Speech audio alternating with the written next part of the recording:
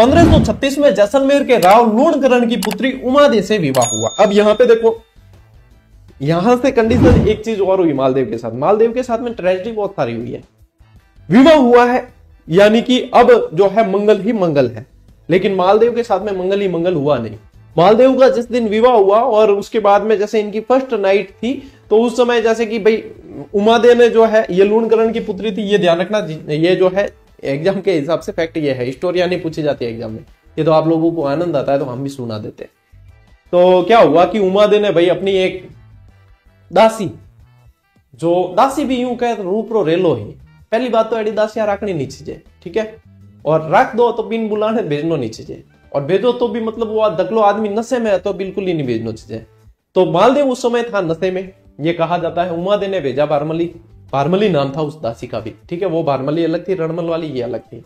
भारमली को भेजा कि भाई जाओ, पीओ जी ने बुलाया ना हो भाई, अब विवाह हो गया तो उनको कह दो कि कक्ष में आ जाए, ठीक है। तो ये बुलाने जाती है। उस समय जो है मालदेव कहते हैं कि नशे में था, नशे में था, और भाई नशे में एक तो वो सुंदर थी दासी, नहीं होती तो भी सुंदर दिखती क्योंकि नशे में था, तो नशे में था, सुंदर दिखी, तो वहां पे जो है वो सही गलत में फैसला करना के अंदर सक्षम नहीं था, नहीं कर पाया।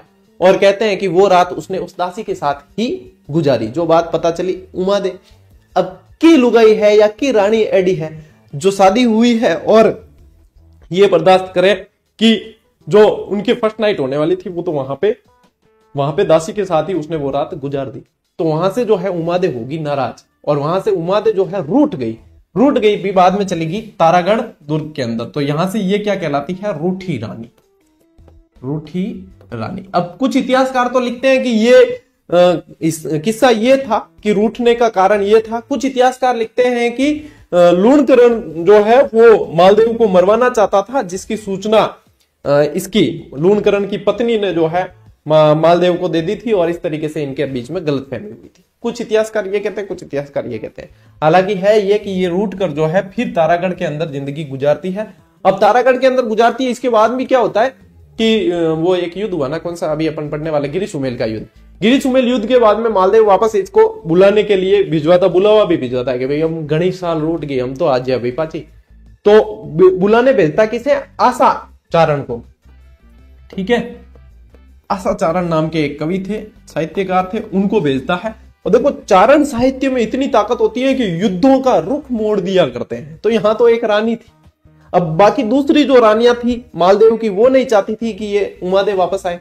उमादे भी बहुत सुंदर थी और उसके अंदर प्रतिभा अलग ही थी, तो वो नहीं चाहती थी कि उमादे आए। तो इन्होंने जो है आशा चारण को यहां से सिखा कर भेजा कि भाई ऐसा कुछ कहना कि एक तीर दो निशान है, ना तो उसे पता चले और पता भी चल जाए कि आना नहीं है वापस।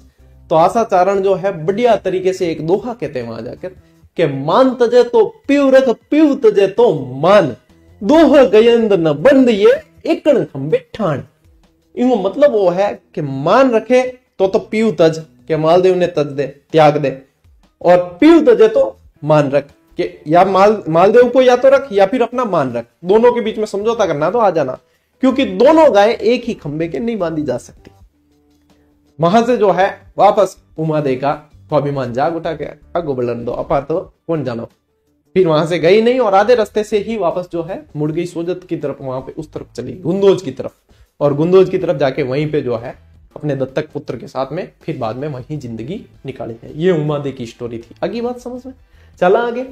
विवाह के अगले दिन ही उमादे राव मालदेव से रूठ गई, पूरी उम्र रूठ कर तारागढ़ दुर्ग में बिठाई। आप लोगों को नोट्स मेकिंग में ये लिखना है, कहानी सुन ली।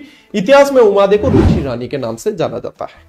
इतिहास में कुछ रानियों के उपनाम आपको ध्यान में रखने हैं, रूठी रानी, उमादे, ठीक है, हड्डी रानी, सहल कंवर, इस तरीके से। हड्डी रानी बहुत सारी है, लेकिन जो पूछा जाएगा कि हड्डी रानी का नाम क्या था, फिर वो सलूमर वाली सहल कंवर है, ठीक है।